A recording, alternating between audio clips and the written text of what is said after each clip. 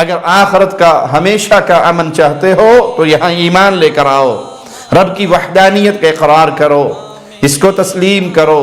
آپ کسی غریب کی مدد کر رہے ہیں اور ایسے خفیہ طریقے سے کر رہے ہیں کہ کسی کو پتہ ہی نہیں۔ اگر آپ مانتی ہیں کہ سدا نہیں رہنا، جانا ہے ہم نے کہیں، پیش ہونا ہے مولا کے سامنے، تو مولا نے تو حساب لینا ہے۔ أَفَحَسِبْتُمْ أَنَّمَا خَلَقْنَاكُمْ عَبَثًا وَأَنَّكُمْ إِلَيْنَا لَا تُرْجَعُونَ۔ جن مسلمانوں کو اللہ توفیق دیتا ہے، ان کے پاس کفار آتے ہیں، ان کے اخلاق سے متاثر ہو جاتے ہیں، مسلمان ہو جاتے ہیں۔ تو اپنے کردار سے اسلام کی دعوت کو عام کریں کہ ان گناہوں کا ارتکاب کرنے والے جنت کی خوشبو کو نہیں پا سکیں گے، حالانکہ جنت کی خوشبو پھیلی ہوئی ہوگی، سال ہا سال اور میل ہا میل کی دوری سے وہ خوشبو آئے گی، لیکن کچھ گناہ ایسے ہیں جن گناہگاروں کے لیے وعید ہے کہ وہ جنت کی خوشبو سے محروم ہوں گے۔ ہر لمحہ قرآن اور سنت کا ترجمان، فضیلت الشیخ توصیف الرحمن۔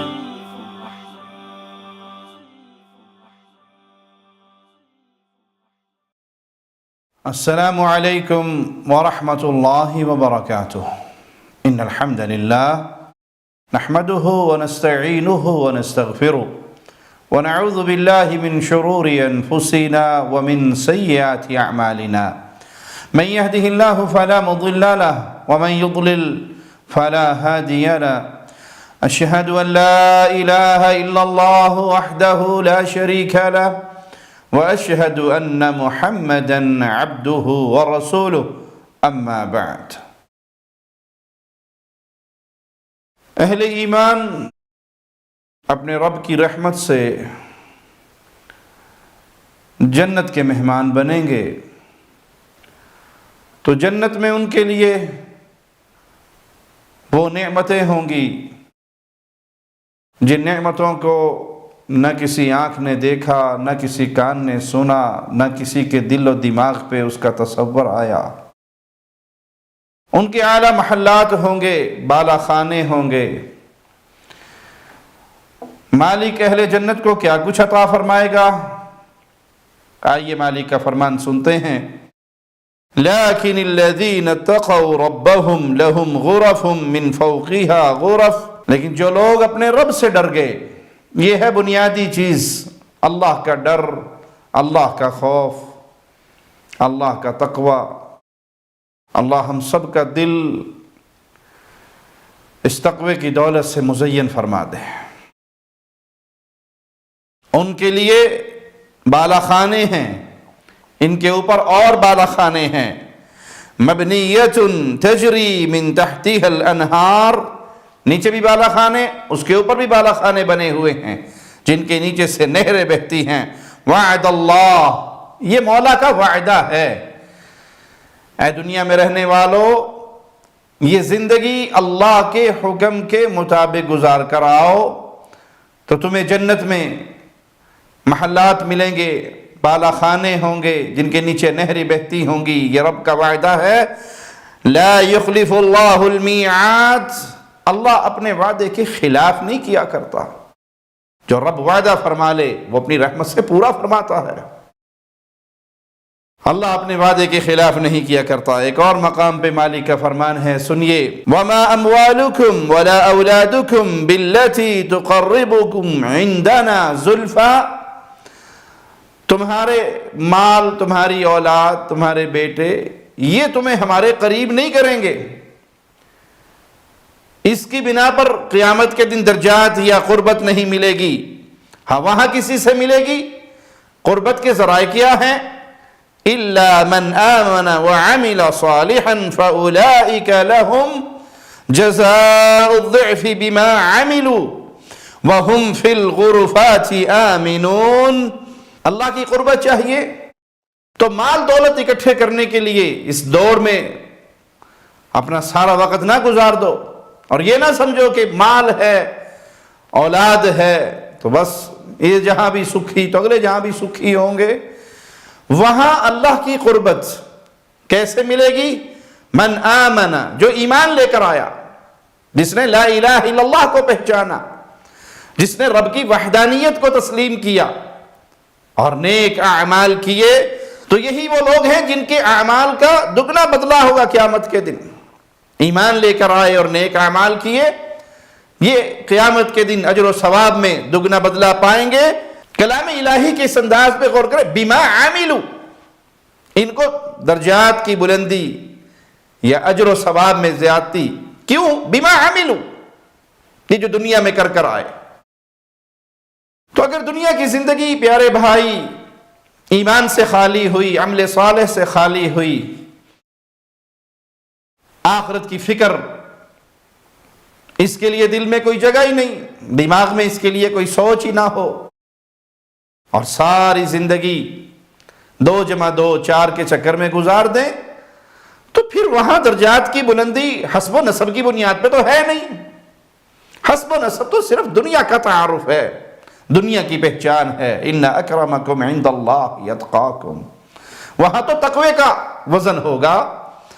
جو زیادہ متقی ہے، جو اللہ کا زیادہ پیارا ہے، اللہ سے زیادہ ڈرنے والا ہے، وہی اس کا پیارا ہے. تو یہ جملہ بڑا غور طلب ہے. بما عملوا، اس دنیا میں جو کچھ کر کے آئے، ایمان لے کر آئے، توحید کو تسلیم کیا، اس دعوت پر پختہ رہے، اس دعوت کو پھیلاتے رہے، پھر توحید کے ساتھ ساتھ نیک اعمال کرتے رہے. اب ان کو ملے گا کیا؟ وَهُمْ فِي الْغُرُفَاتِ آمِنُونَ، وہ جنت کے بالا خانوں میں امن سے رہیں گے، وہاں انہیں کوئی ٹینشن نہیں. یہ ٹینشنیں سب دنیا کی زندگی میں ہیں، اور دنیا کی زندگی ہے کتنی؟ 60 70 80 سالہ زندگی ختم ہو جانے والی. قیامت کے مقابلے میں تو ایک قطرہ ہے، سمندر کا مقابلہ کیا کرے گا؟ بہت جلدی ختم ہو جانے والی. اگر آخرت کا ہمیشہ کا امن چاہتے ہو تو یہاں ایمان لے کر آؤ، رب کی وحدانیت کا اقرار کرو، اس کو تسلیم کرو، اس کے مطابق زندگی گزارو، نیک اعمال کرو، تو پھر قیامت کے دن بالا خانوں میں رہو گے، پر امن کے ساتھ رہو گے. وہاں کوئی بے امنی، کوئی خوف، کوئی ٹینشن وہ نہیں ہوگی. رسول اللہ صلی اللہ علیہ وسلم کا فرمان ہے کہ جنت کے بالا خانے اتنے خوبصورت کہ اس کے اندر سے باہر اور باہر سے اندر صاف دکھائی دیتا ہوگا. نبی کریم صلی اللہ علیہ وسلم کی ایک فرمان میں یہ بالا خانے ہیں کن کے لیے؟ وہ نیک اعمال کون سے ہیں جن کو جنت میں یہ بلند محلات ملیں گے؟ وہ جو لوگوں کو کھانا کھلاتے. یہ کھانا کھلانا بہت بڑی عبادت ہے. ہاں، نیت یہ ہو کہ میں اللہ کے لیے کھلا رہا ہوں. نیت ہر عمل کی بنیاد ہے. انما الاعمال بالنیات، عمل کھڑے ہی نیتوں کے اوپر ہے. نیت اللہ کو راضی کرنا ہوئی تو یہ چھوٹا سا عمل بھی آپ کو جنت کے بالا خانوں میں لے جائے گا. اور نیت پبلک کے اندر مشہوری، ریاکاری، دکھلاوا، شہرت، چرچا، واہ واہ، بلے بلے، مشہورییں، تو بڑے بڑے اعمال بھی برباد ہو جائیں گے. شہادت کا عمل کوئی چھوٹا عمل ہے، اگر شہرت مقصود ہو تو برباد ہو گیا. اور کھانا کھلانا مقصود یہ ہو کہ اللہ راضی ہو جائے. آپ کسی غریب کی مدد کر رہے ہیں اور ایسے خفیہ طریقے سے کر رہے ہیں کہ کسی کو پتہ ہی نہیں، خاموشی سے جاتے ہیں، اس کے گھر میں راشن پہنچا دیتے ہیں، اس کے اکاؤنٹ میں ماہانہ کچن کا خرچہ ڈال دیتے ہیں. کوئی نہیں جانتا، آپ جانتے ہیں، آپ کا اللہ جانتا ہے، یہ جس غریب کو دے رہے ہو وہ جانتا ہے. آپ کا یہ عمل آپ کو جنت کے بالا خانوں میں پہنچا دے گا. اور آپ ٹرک کے ٹرک بانٹ رہے ہیں، آٹے کے، گیہوں کے، اور مکمل چینلز آپ کو کور کر رہے ہیں، اخبارات میں آپ کی خبریں چھپ رہی ہیں، دنیا کے اندر آپ کو سخی سرور کے نام سے یاد کیا جائے. بڑا کھلا دسترخوان ہے جی، کسی کو انکار نہیں کرتا، بہت کچھ دیتا ہے، چلے جاؤ بس اس کے در پہ. اگر نیت کے اندر یہ فطور ہو تو بھائی، پیارے بھائی، پوری دنیا خرچ کر لو، قیامت کے دن اللہ کے ترازو میں مچھر کے پر کے برابر بھی اس کا وزن نہیں ہوگا. ہوا منصورا، مٹی بنا کے اڑا دیا جائے گا. کیوں؟ نیت میں فراڈ تھا، نیت میں فساد تھا. اپنی نیت کی اصلاح کیا کریں. ہر نیکی کرنے والا، تو کتنے چھوٹے سے عمل بیان ہوئے حدیث میں، جنت کے بالا خانوں تک پہنچنے کے، لوگوں کو کھانا کھلانے والا. اب لازمی نہیں کہ آپ 1000 بندے کو کھانا کھلائیں، آپ کی حیثیت ایک بندے کو روٹی کھلانا ہے، آپ ایک کو کھلا دیں. آپ کا یہ عمل بھی اگر نیت درست ہے، ایمان سلامت ہے، اللہ کی جنت میں پہنچا دے گا. لوگوں کو سلام کرنا یہ نہیں ہے کہ اپنے معیار کے لوگوں کو سلام کرنا، چودھری صاحب صرف چودھریوں کو سلام کریں گے، کوئی تیلی آ گیا، کوئی کمہار آ گیا، کوئی جولاہا آ گیا، کوئی کمزور ذات کا، کوئی کمزور حیثیت کا آ گیا تو اس کی طرف منہ ہی نہیں کرنا۔ مجبوراً کہیں ہاتھ ملانا بھی پڑ جائے چودھری صاحب کو تو 3 انگلیاں دے کے منہ ادھر کرتے ہوئے اشارے سے آگے بھیج دینا، یہ حال نہ ہو، وہ سلام کرے، مومن ہے، مومن پر سلامتی ہے، السلام علیکم ورحمۃ اللہ وبرکاتہ، سلام کو پھیلائے۔ یہ سلام کو پھیلانا، یہ غریبوں کو کھانا کھلانا، اور جب رات کو لوگ سو رہے ہو وہ کچھ وقت نکال کے ضرور مصلی پہ سوار ہو جائے اپنے رب کو منانے کے لیے، راتوں کو کچھ نہ کچھ وقت وہ مصلی پہ گزارے۔ یہ 3 عمل حدیث میں بیان ہوئے، جنت کے بالا خانوں تک پہنچا دیں گے آپ کو اللہ کی رحمت سے۔ ایمان سلامت ہو، عقیدہ درست ہو، راستہ جس پہ آپ چل رہے ہیں وہ صراط مستقیم ہو، فرقوں میں نہ بٹے ہوئے ہوں، گمراہیوں میں نہ ڈوبے ہوئے ہوں، شریعت کی اصل تعریف سے بے خبر نہ ہو، بلکہ شریعت کو پہچان لیا، توحید کو پہچان لیا، نبوی راستے کے راہی بن گئے۔ اب غریبوں کو کھانا کھلا دیں، لوگوں میں سلام کو عام کریں، راتوں کو کچھ لمحات اللہ کے سامنے تہجد پڑھتے ہوئے گزار دیں، آپ سلامتی کے ساتھ اللہ کی جنت میں داخل ہو جائیں گے۔ اور اہل جنت جب اپنے جنت کے گھروں میں جائیں گے تو انہیں کسی سے پوچھنا نہیں پڑے گا میرا گھر کون سا ہے، میری حور کون سی ہے، میرا محل کون سا ہے، میرا مقر کون سا ہے۔ جیسے بندہ جمعہ پڑھ کے واپس نہیں آتا اپنے گھر کو دنیا کے اندر، ایسے جب وہ جنت میں داخل ہوں گے انہیں کہا جائے گا جاؤ اپنے گھروں میں داخل ہو جاؤ، تو اس طرح وہ اپنے گھروں کو پہچانتے ہوں گے جیسے تم دنیا میں اپنے گھر کو پہچانتے ہو، اور اس طرح وہ اپنے گھروں میں داخل ہوں گے۔ مالک کا فرمان سنیے، والذین قتلوا فی سبیل اللہ فلن یضل اعمالہم، جو لوگ اللہ کے راستے میں قتل ہو گئے، شہید ہو گئے، اللہ ان کے اعمال کو ہرگز ضائع نہیں کرے گا۔ اللہ کے راستے میں شہید ہو جانا بہت بڑا عمل ہے، اللہ تجھے تیرے پیارے ناموں کا واسطہ ہے، جب تک زندہ رہیں لا الہ الا اللہ کا پیغام دیتے رہیں، توحید کی طرف لوگوں کو بلاتے رہیں۔ اے اللہ جب موت دینا اسی توحید کو پھیلاتے ہوئے، اسی لا الہ الا اللہ کو عام کرتے ہوئے، اہل شرک کے ہاتھ سے شہادت کی موت دینا۔ مولا فرماتا ہے جو ہمارے راستے میں شہید ہو گئے ہم ان کے اعمال کو ضائع نہیں کریں گے، سَيَهْدِيهِمْ وَيُصْلِحُ بَالَهُمْ، وہ جلد ان کی رہنمائی کرے گا اور ان کے حال کی اصلاح کرے گا۔ وَيُدْخِلُهُمُ الْجَنَّةَ عَرَّفَهَا لَهُمْ، ان کو اس جنت میں داخل کر دے گا جس کی خوب پہچان ان کو کروا چکا ہے۔ امام مجاہد رحمہ اللہ اس آیت کی تفسیر بیان کرتے ہوئے فرماتے ہیں اہل جنت خود بخود اپنے گھروں تک پہنچ جائیں گے، گویا وہ ہمیشہ سے انہی گھروں میں رہتے ہیں، انہیں کسی سے اپنے گھر کا راستہ پوچھنے کی ضرورت محسوس نہیں ہوگی۔ امام قرطبی رحمہ اللہ فرماتے ہیں جب اہل جنت جنت میں داخل ہو جائیں گے ان سے کہا جائے گا جاؤ اپنے گھروں کی طرف روانہ ہو جاؤ، تو وہ اپنے گھروں کی طرف ایسے روانہ ہوں گے جیسے کوئی نماز جمعہ پڑھنے کے بعد اپنے گھر کی طرف واپس لوٹتا ہے، انہیں گھر ڈھونڈنے نہیں پڑیں گے۔ اللہم اجعلنا منہم ومعاہم وفیہم، اے اللہ اپنی رحمت سے، اپنے فضل سے، اپنے کرم سے ہمیں بھی ان پیاروں میں شامل فرما دے جو تیری رحمت سے تیری جنتوں کے مہمان بنیں گے۔ نبی کریم صلی اللہ علیہ وسلم کا فرمان ہے، صحیح بخاری حدیث نمبر 6535، کہ جب اہل ایمان جہنم کی آگ سے بچ کر آگے نکل جائیں گے تو جنت اور جہنم کے درمیان ایک پل پہ ان کو روک لیا جائے گا جہاں انہیں ایک دوسرے کے مظالم کا بدلہ دیا جائے گا۔ پھر ان کے دل صاف ستھرے ہو جائیں گے، ایک دوسرے کے میل سے، بغض سے، کینہ حسد سے صاف ستھرے دل ہو جائیں گے، پھر انہیں جنت میں جانے کی اجازت مل جائے گی، جاؤ اپنے گھروں میں داخل ہو جاؤ۔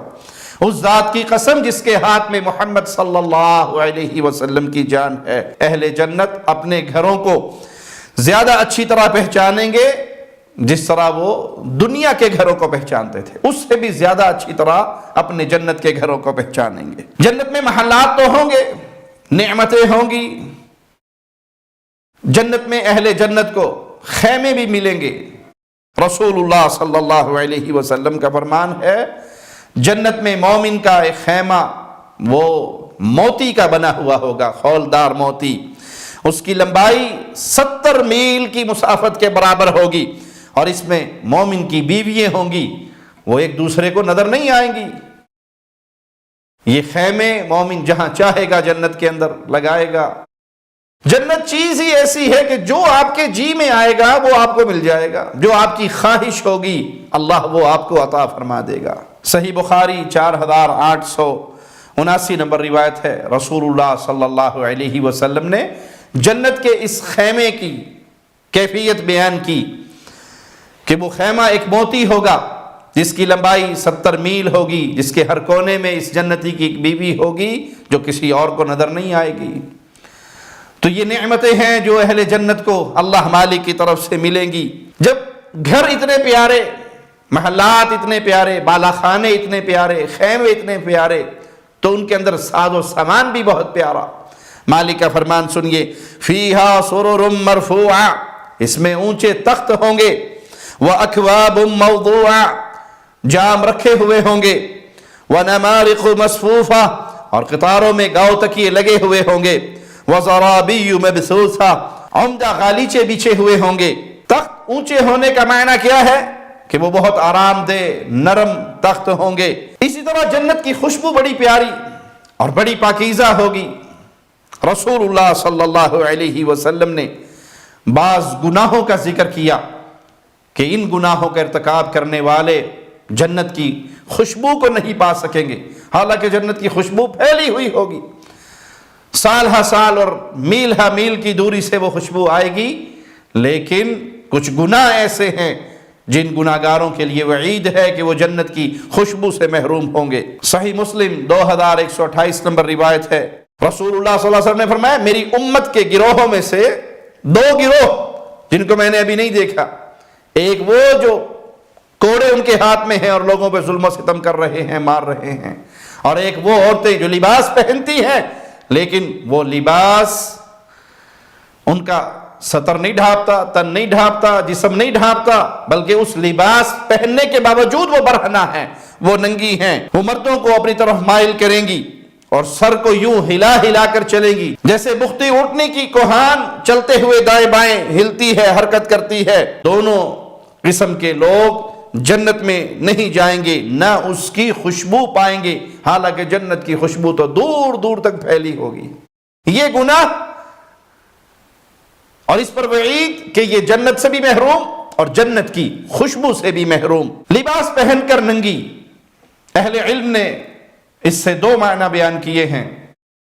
एक तो ये कि वो लिबास पहनेंगी लेकिन उनके लिबास पहनने के बावजूद उनके जिस्म के कुछ हिस्से नंगे होंगे, बेलिबास होंगे, कुछ जगह खुली हुई होगी और जिस्म का वो हिस्सा नजर आता होगा, या ऐसे बारीक और तंग लिबास होंगे कि लिबास का मायना है सतर का ढांपना, लेकिन वो लिबास इतना बारीक है, शफाफ है, तंग है, टाइट है कि उसके पहनने से बजाय जिस्म छुपने के जिस्म और ज्यादा वादे होगा, देखने वालों की आंखों में और ज्यादा लज्जत नजर आएगी। उसकी तरफ नजर डालने से लोग ज्यादा तवज्जो से उनकी तरफ नजर डालेंगे, यानी लोगों को अपनी तरफ माइल करेंगी।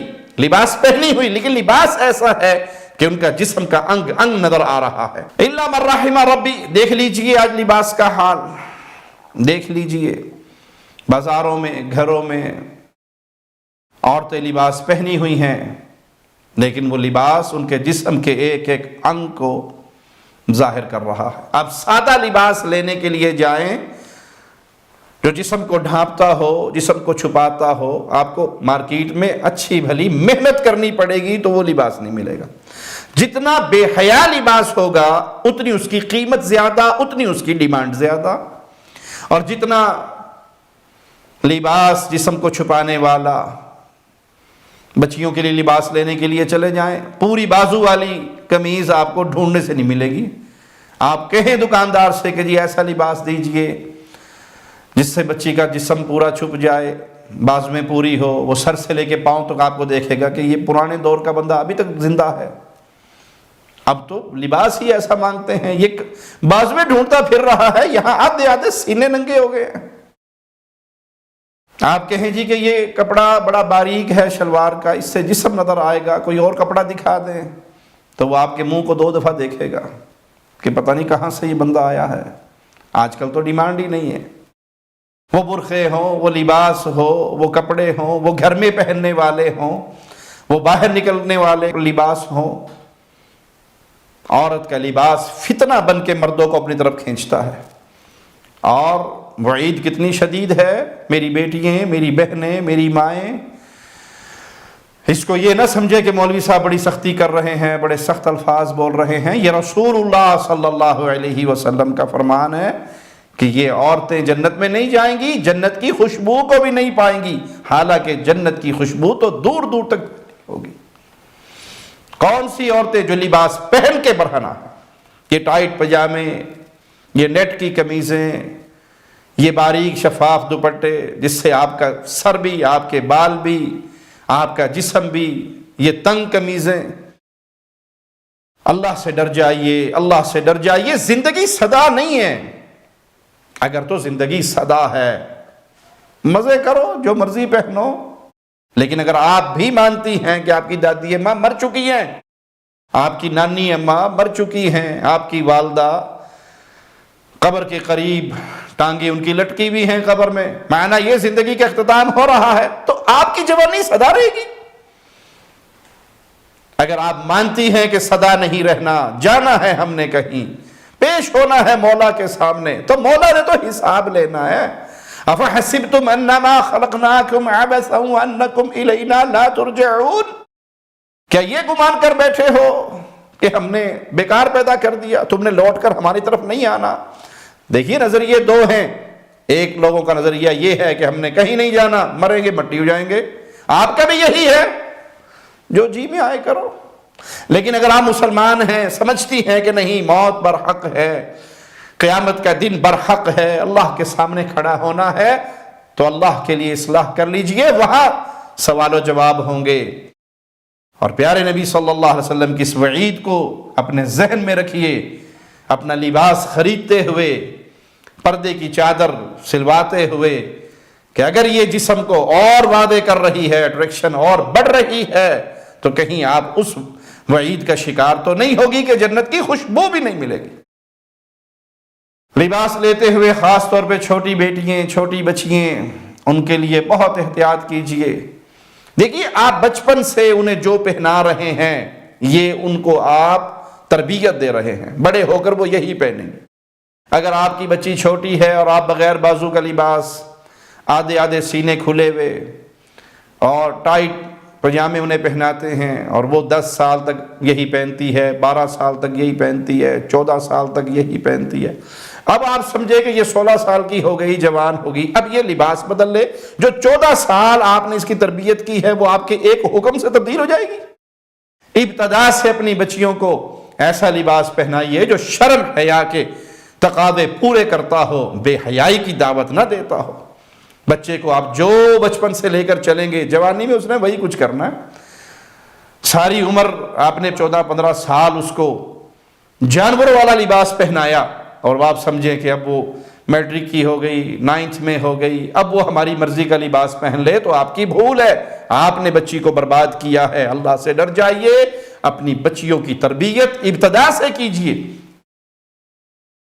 خوش نصیب ہے وہ جس نے اسلام کے مطابق زندگی گزاری اور جنت کے بالا خانوں کا مہمان بن گیا، اور بد نصیب ہے وہ جس نے اس زندگی کو ہی سب کچھ سمجھا اور 60-70 سالہ زندگی کے لیے آخرت کی اس زندگی کو برباد کر بیٹھا، جہاں موت کو موت آ جائے گی، موت بھی کسی کو دوبارہ نہیں آئے گی۔ اہل ذمہ پر ظلم کرنا، وہ نان مسلمز، یہود و نصارہ جو کسی معاہدے کے تحت امان لے کر، پناہ لے کر مسلمان ملک میں رہتے ہیں، ان کے اوپر ظلم و ستم کرنے سے شریعت اسلامیہ نے شدت سے منع کیا ہے۔ جب مسلمان حکمران نے ان کو امان دے دی، اپنے ملک میں رہنے کی اجازت دے دی، اب کسی مسلمان کے لیے جائز نہیں کہ ان کے ساتھ ظلم و زیادتی کرے۔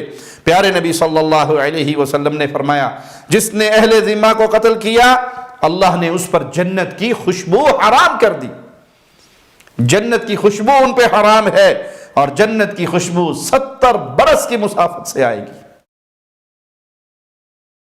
یہ مسلمان ملکوں میں داخل ہو گئے، یہودی ہیں، عیسائی ہیں، نان مسلم ہیں، مسلمان حکومت نے ان کو ویزے دیے ہیں، اجازت دی ہے، اپنے ملک میں رکھا ہے۔ اب مسلمان حکومت کی ذمہ داری ہے کہ وہ ان کی حفاظت کرے، اور مسلمانوں کی ذمہ داری ہے کہ ان کے ساتھ اچھا سلوک، اچھا برتاؤ، اپنے کردار اور اخلاق سے انہیں مسلمان کر لے۔ اور آپ دیکھ لیں، جن مسلمانوں کو اللہ توفیق دیتا ہے ان کے پاس کفار آتے ہیں، ان کے اخلاق سے متاثر ہو جاتے ہیں، مسلمان ہو جاتے ہیں۔ تو اپنے کردار سے اسلام کی دعوت کو عام کریں، زبان سے پہلے اپنا کردار ان کے سامنے پیش کریں۔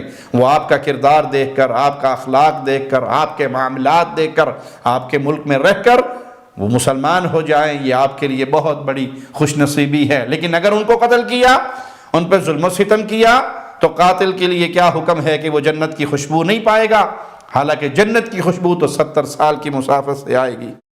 اسی طرح والدین سے بدسلوکی کرنے والی اولاد، اور یہ بہت بڑا گناہ ہے، بہت بڑا گناہ ہے، اور آج یہ گناہ عام، الا من رحم ربی، الا من رحم ربی۔ ماں باپ کے ساتھ انسان بدسلوکی کرتا ہے کب؟ جب تھوڑا سا پروان چڑھتا ہے۔ 7-8 سال کا بچہ اپنی ابو سے بہت پیار کرتا ہے، 8-9 سال کا، 10 سال کا، 12 سال کا، 14 سال میں پہنچتا ہے، اسے ماں باپ تھوڑے تھوڑے برے لگنے شروع ہوتے ہیں۔ جو وہ باہر کی دنیا میں نکلتا ہے، وہ آزادی چاہ رہا ہوتا ہے، اور ماں باپ اس کو پابندیوں میں رکھنا چاہتے ہیں کہ ہمارا بچہ کچھ بن جائے، یہ خراب نہ ہو، یہ آوارہ نہ ہو، یہ تعلیم سے دور نہ ہو، یہ گندی محفلوں میں نہ بیٹھے۔ یہ پابندیاں ماں باپ کی بچے کو بری لگتی ہیں کہ مجھے کھلی چھٹی کیوں نہیں، میں جہاں مرضی دوستوں کے ساتھ جاؤں، پکنک مناؤں، گپے ہانکوں، رات کو 2 بجے آؤں، کیوں امی مجھے بار بار تنگ کرتی ہے کہ عشاء ہوتے ہی گھر آ جانا، کیوں ابو سختی کرتے ہیں۔